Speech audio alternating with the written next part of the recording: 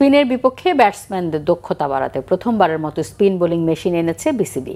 মিরপুরে সোমবার আনুষ্ঠানিকভাবে স্পিন বোলিং মেশিনে নিজেদের ঝালিয়ে নেওয়ার সুযোগ পেয়েছেন টাইগার ব্যাটাররা। এর আগে বিসিবি যে বোলিং মেশিন এনেছে তা ছিল পেস ও বাউন্সের বিপক্ষে ব্যাটসম্যানদের দক্ষতা বাড়ানোর জন্য।